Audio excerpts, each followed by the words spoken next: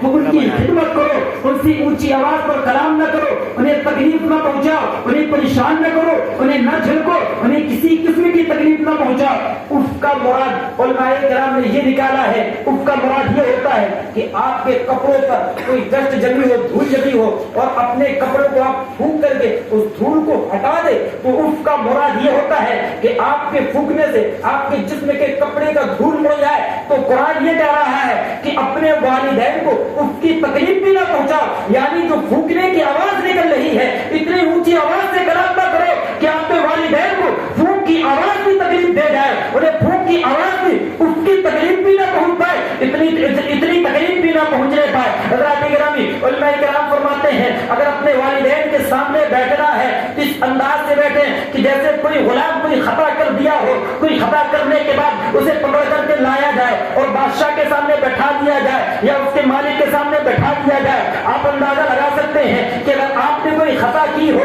آپ نے کوئی ظلم کیا ہو، اگر آپ کو پولیس کے سامنے پیش کیا جائے یا آپ کے مالک کے سامنے پیش کیا جائے تو آپ کا عالم کیا ہوگا، آپ کا معاملہ کیا ہوگا، آپ پریشانی سے لرزہ طاری ہوں گے۔ تو یہی کہا جاتا ہے، کہنے کا مطلب یہ ہے اگر اپنے والدین کے پاس اگر بیٹھ رہے ہو اس انداز سے بیٹھو کہ آپ کے جسم میں لرزہ طاری ہو، ان کے سامنے کوئی گستاخی نہ ہو، ان کے سامنے جو کوئی تکلیف نہ ہو، اگر ان کے قدموں پر بیٹھنا بھی ہے تو ان کے قدمے تلے بیٹھو، ان سے اب کلام کرنا ہے بڑے عجز و انکساری کے ساتھ کلام کرو۔ حضرات گرامی، جیسے ہی یہ قرآن کی آیت ہمارے دماغ پر چلتی ہے تو دماغ پر ایک سوال اٹھتا ہے، آخر یہ دونوں بھی تو انسانی ہی ہے، کیوں اتنی تاکید کی جا رہی ہے کہ اگر ان سے کلام کرنا ہے تو جیسے انکساری کے ساتھ کلام کرو، ان کے قدموں کے تلے بیٹھو، ان کے جھوکو مت، انہیں ہجامت پہنچاؤ، انہیں اس کی تکلیف تک مت پہنچاؤ۔ دماغ پر جیسے ہی سوال گونجے گا تو ہماری والدین کے احسانات ہمارے دامن کو تھامیں گے اور تھامنے کے بعد عرض کریں گے، اے میرے لختے جگر، اے میرے جگر کے ٹکڑے، ہماری والدہ کے احسانات ہمارے دامن کو عرض کریں گے، اے میرے بیٹے، اے میرے جگر کے ٹکڑے، بھول گئے جب تو 9 مہینے تک میں تجھے اپنے پیٹ پر لے کر بھی گھومتی رہی، اے بیٹے بھول گیا جب تو تکلیف دیتا تھا لیکن میں تیری تکلیف کو برداشت کرتی رہی، اے میرے بیٹے اب تو سوال کرتا ہے کہ یہ دونوں بھی تو انسان ہے۔ اے میرے لختے جگر، یاد کر جب تیرا بچپنا تھا، جب تو چھوٹا سا تھا، غریبی کا عالم تھا، میرے پاس بستر جائز نہیں تھے، زیادہ بستر نہیں تھے، غریبی کا عالم یہ تھا کہ ایک ہی بستر پر سونا پڑتا تھا۔ اے میرے لختے جگر، یاد کر اس لمحوں کو، یاد کر جب تو دائیں طرف پیشاب کر دیا کرتا تھا تو میں تجھے دائیں طرف پیشاب کیے ہوئے بستر پر میں تجھے سو جایا کرتی تھی اور دوسری طرف تجھے سلا دیا کرتی تھی، لیکن اے میرے لختے جگر جب تو دوسری طرف بھی پیشاب کر دیا کرتا تھا، سرد کا موسم ہوا کرتا تھا، ٹھنڈ کا موسم ہوا کرتا تھا، مجھے یہ تکلیف ستاتی تھی کہ کہیں میرے بیٹے کو ٹھنڈ لگ جائے، کہیں میرے بیٹے کو سردی نہ جکڑ لے۔ اے میرے لختے جگر میں تجھے اپنے سینے پر سلایا کرتی تھی اور تیرے پیشاب کیے ہوئے گیلے بستر پر سو جایا کرتی تھی کہیں میرے بیٹے کو تکلیف نہ ہو جائے۔ اے میرے بیٹے بھول گیا اس لمحے کو جب میں اپنی خون کو دودھ بنا بنا کر تجھے پلایا کرتی تھی۔ اے میرے لختے جگر، تیرا بچپنا تھا، جب تیرا بچپنا تھا تو ننھا سا تھا، تو چھوٹا سا تھا، جب تجھے بھوک ستایا کرتی تھی تو میں اپنے لقمہ منہ کا لقمہ نکال کر تجھے دے دیا کرتی تھی۔ اے میرے لختے جگر جب تو فرمائش کیا کرتا تھا کہ امی جان مجھے یہ چاہیے، لیکن اے میرے لختے جگر میرے پاس تیری فرمائش پوری کرنے کے لیے رقم نہ ہوا کرتی تھی، دولت نہ ہوا کرتی تھی، لیکن اے میرے لختے جگر تیری فرمائش کو پوری کرنے کے لیے میں لوگوں کی غلامیاں کیا کرتی تھی، میں لوگوں کی برتنیں دھلا کرتی تھی، میں لوگوں کی گالیاں سنا کرتی تھی، میں لوگوں کے گھر میں پوچھے لگایا کرتی تھی، میں لوگوں کے گھر میں جا کر کے جو ہے ان کے کام کیا کرتی تھی، ان کے گندے کپڑے دھلا کرتی تھی، ان کے بچوں کے کپڑے دھلا کرتی تھی، ان کے سارے گھر کا کام کیا کرتی تھی۔ میرے لختے جگر آج تو بھول گیا، تو سوال کرتا ہے کہ آخر یہ دونوں تو انسان ہے۔ میرے بھائی، ہمارے ماں کی جیسے احسانات ہمارے دامن کو چھوڑیں گے، ہمارے والد محترم کے دامن ہمارے احسانات ہمارے دامن کو تھام کر کریں گے۔ اے میرے لختے جگر، آج تو کہتا ہے یہ دونوں تو انسان ہے۔ اے میرے بیٹے بھول گیا جب تیرا بچپنا تھا، تیری بھوک کو، تیرے پیٹ کو بھرنے کے لیے میں ہر تکلیف سے، ہر مصیبت سے، ہر مصیبت کو اپنے گلے لگا لیا کرتا تھا، لیکن تجھے تکلیف میں نہیں دیکھا کرتا تھا۔ اے میرے لختے جگر جب تو فرمائش کیا کرتا تھا، ابا مجھے موبائل چاہیے، 15,000 کا موبائل چاہیے، اے میرے لختے جگر میرے پاس دولت نہ ہوتی تھی کہ میں 15,000 کا تجھے موبائل دلا سکوں، لیکن تیری فرمائش کے لیے میں دور جایا کرتا تھا، دیش کو اپنے دیش کو چھوڑ کر پردیش جایا کرتا تھا، لوگوں کی غلامیاں کیا کرتا تھا، مجھے یہ ستایا کرتا، مجھے یہ پریشانی ستایا کرتی تھی کہیں میرا بیٹا یہ نہ کہتے کہ میرا باپ میری فرمائش کو پوری نہیں کر پا رہا ہے، میرے لگتے جگہ میں نے تیری فرمائش کو پوری کرنے کے لیے اپنے جسم کو خون کو جلایا ہے، اپنے جسم کو دھوپ کی تپش کو جلایا ہے، اور ایسی ایسی جگہ پر کام کیا ہے جہاں سے اگر گرتا تو موت ہی صرف ناک ہی ملتی، جسم نہ ملتا۔ اے میرے لگتے جگہ میں تیری فرمائش کو پوری کرنے کے لیے ہر تکلیف پر سے گزر گیا ہوں، ہر مصیبت سے گزر گیا ہوں۔ آج تو سوال کرتا ہے کہ یہ دونوں انسان ہے میرے بھائی، ہمارے والدین کے احسانات کتنے ہیں؟ قرآن کہہ رہا ہے والدین کو اف کی تکلیف کرنا پہنچنے چاہیے، ان کے انہیں، اور اف کا ایک مراد یہ بھی نکالا جاتا ہے، اف کا دیکھیں اف کا مقام صرف ماں کا، والدین کے احسانات کا مقام تو چھوڑ، صرف اف کا مطلب یہ ہوتا ہے، اور دوسرا اف کا مطلب یہ نکالتے ہیں علماء کرام کہ کسی آپ کے والدین آخری عمر کو پہنچے ہوں، آخری عمر کو پہنچے ہو، اور معلوم ہے جب آخری عمر کو والدین پہنچتا ہے، جب انسان آخری عمر کو پہنچتا ہے تو انہیں اس چیز کی خبر نہیں ہوتی کہ جسم سے کس جگہ سے گندگی نکل رہی ہے، کیا نکل رہی ہے، خبر نہیں ہوتی، خبر نہیں ہوتی۔ لیکن جب ان کے بچے ان کی خدمت کیا کرتے ہیں تو اس سے مراد یہ لیا جاتا ہے کہ جب آپ اپنے والدین کی جسم پر لگی گندگی کو صاف کریں تو جو جسم وہ گندگی سے جو بدبو آتی ہے، آپ والدین کی بدبو سے ناک نہیں دبائیں گے، صرف بدبو سے ناک دبائیں گے، تو اف سے یہ مراد نکالا جاتا ہے کہ جب آپ اپنے والدین کی خدمت کر رہے ہوں، ان کے جسم کی صفائی کر رہی ہوں، تو جو بدبو آ رہی ہو تو اس بدبو سے اپنے ناک کو نہ دبائیں،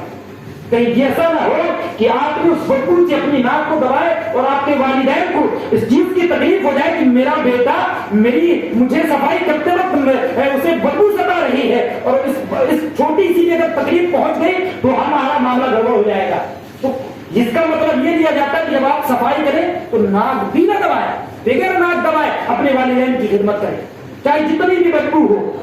یہ مقام ہے والدین کا، یہ کوئی دنیا دار نہیں کہہ رہا ہے، قرآن کہہ رہی ہے والدین کے ساتھ حسن و سلوک کا معاملہ پیش کرو، ان کے ساتھ اچھا سلوک پیش کرو اور آگے بڑھیں۔ ماں کتنی محبت کرتی ہے اپنے بیٹوں سے، آپ اس سے اندازہ لگائیں۔ آپ حضرت ام المومنین حضرت عائشہ صدیقہ رضی اللہ تعالیٰ عنہا فرماتی ہے کہ ایک مرتبہ ایک عورت میرے پاس آئی، وہ بھیک مانگنے کے لیے آئی، میں نے اس عورت کو 3 کھجوریں دی، اس کے ساتھ 2 چھوٹے چھوٹے بچے تھے۔ دیکھیں ماں کتنی محبت کرتی ہے یار، ماں اور باپ ہم سے کتنی محبت کر رہے، آپ چاہے جتنی تکلیف دے دیں اپنے ماں باپ کو، جتنا پریشان کر لیں، لیکن اگر ان کا ہاتھ خدا کی بارگاہ میں اٹھے گا تو نہیں ہوگا مولا میرے بچے کو معاف کر دے، چاہے میرا بیٹا جتنا بھی ظلم کیا میرے اوپر، جتنا بھی پریشان کیا، لیکن ہے میرے مولا میرے بیٹے کی مغفرت کر دینا، مولا میرے بیٹے کو دنیا میں کامیاب رکھنا۔ حضرت ام المومنین فرماتی ہے ایک عورت میرے پاس بھیک مانگنے کے لیے آئی، میں نے اسے 3 کھجوریں دی، اس کے ساتھ 3 بچے بھی تھے، 2 بچے بھی تھے، تو وہ عورت کیا کرتی ہے کہ ایک کھجور دونوں بچوں کو دے دیتی ہے، وہ بچے کیا کرتے ہیں فٹافٹ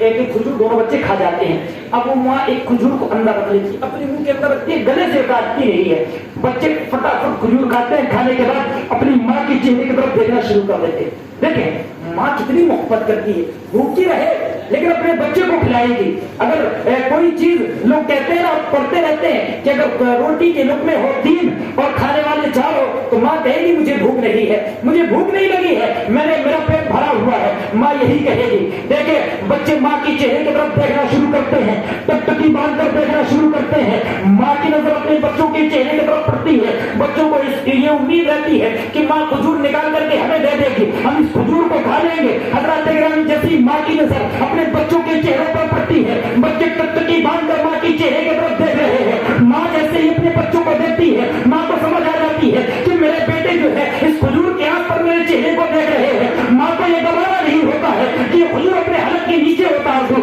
حضرات گرامی ماں کی منتر تلبلا اٹھتی ہے، ماں کا کلیجہ دہل جاتا ہے کہ میرے بچے مجھ سے امید لگا کر کے رہے، میرے وہ بچے مجھ سے امید لگا کر کے بیٹھے ہیں اور میں کھجور اپنے حلق سے اتار دوں۔ حضرات گرامی حضرت ام المومنین حضرت عائشہ فرماتی ہے کہ میں نے کیا دیکھا کہ وہ عورت جو ہے اپنے حلق کی اندر سے جو ہے اس کھجور کو نکالتی ہے اور 2 حصے میں بانٹ کر ایک کھجور آزاد اور کھجور دونوں کو دے دیتی ہے۔ یہ ماں کی محبت ہے، یہ ماں محبت کرتی ہے اپنے بچوں سے، یہ ماں کا مقام ہے۔ اور یاد رکھیں جو دعائیں خدا کی بارگاہ میں رد نہیں ہوتی ان دعاؤں میں ایک ہمارے والدین کی بھی دعا ہے، جو دعائیں سیدھا خدا کی بارگاہ میں قبول ہوتی ہوئی نظر آتی ہے وہ دعائیں ہمارے والدین کی بھی ہیں۔ اگر ہمارے والدین ہمارے حق میں خدا کی بارگاہ میں ہاتھ کو اٹھا کر دعا کر دیں تو ہماری دعا قبول ہوتی نظر آتی ہے. اگر ہم ناکامیاب ہوتے ہیں، پریشان ہوتے ہیں، کبھی ہم جاتے ہیں اس حافظ جی کے پاس، کبھی اس مولانا کے پاس، کبھی اس بابا کے پاس، کبھی اس بابا کے پاس جاتے ہیں، بابا پریشان چل رہے ہیں، ہمارے لیے تعویذ بنا دو، ہمارے لیے دعا کر دو، ہمارے لیے یہ کر دو، ہمارے لیے وہ کر دو. حضرات گرامی، اگر حقیقت میں اگر آپ اپنی زندگی کو سنوارنا چاہتے ہیں، آپ کی زندگی پریشان حال میں ہے، تو آپ اپنی ماں کے قدم کو چوم لیں، اپنی ماں کے ہاتھ کو چوم لیں، اور چومنے کے بعد خدا کی بات آپ چومنے کے بعد ماں سے عریضہ پیش کریں، ماں، ابو جان اور والدہ، والد محترم، میں بڑا پریشان ہوں، میں بڑا پریشان حال ہوں، میں ہر میدان میں ناکامیاب ہو جاتا ہوں، جہاں ہاتھ ڈالتا ہوں میرا کاروبار ڈھب ہو جاتا ہے، میں جہاں جو کام کرتا ہوں ناکامیاب ہو جاتا ہوں. اے میرے والد محترم، اے میری والدہ، آپ میرے بارگاہ میں میرے لیے دعا کرتے ہیں خدا کی بارگاہ میں. قسم خدا کی مسلمانوں، اگر ہماری والدین نے اگر صدق کے دل سے ہمارے حق میں دعا کر دی تو ہماری زندگی سمجھتی ہوئی نظر آئے گی، ہماری زندگی سمجھتی ہوئی نظر آئے گی. آئے دیکھ لیں اس ماں کی دعاؤں کا مقام کیا ہوتا ہے. آپ اس سے واقعی سے اندازہ لگا لیں گے کہ ماں کا مقام کیا ہے، اور اگر ماں خدا کی بارگاہ میں ہاتھ اٹھا دے تو دعا قبول ہوتی ہی نظر آتی ہے. آئے دیکھیں حضرت موسیٰ علیہ السلام کے زمانہ کا واقعہ ہے. حضرت موسیٰ علیہ السلام خدا کی بارگاہ میں عریضہ پیش کرتے ہیں، مولا کل میدان محشر میں میرے ساتھ کس کا حشر ہوگا. حضرت موسیٰ علیہ السلام فرماتے ہیں، مولا میرے ساتھ کس کا حشر ہوگا. اگر کسی کا حشر موسیٰ علیہ السلام کے ساتھ ہو رہا ہے تو کوئی عام آدمی نہیں ہوگا. موسیٰ علیہ السلام پیغمبر ہے نا، خدا کے پیغمبر ہے، وہ پیغمبر ہے جنہیں خدا نے اتنی شرف حاصل کی کہ وہ خدا سے ہم کلامی کرتے تھے، خدا سے کلام کیا کرتے تھے. خدا کی بارگاہ میں عریضہ پیش کیا، مولا کل میدان محشر میں میرے ساتھ کس کا حشر ہوگا. حکم ہوا فلاں جگہ پر ایک شخص ہے، اس کا حشر تمہارے ساتھ ہوگا.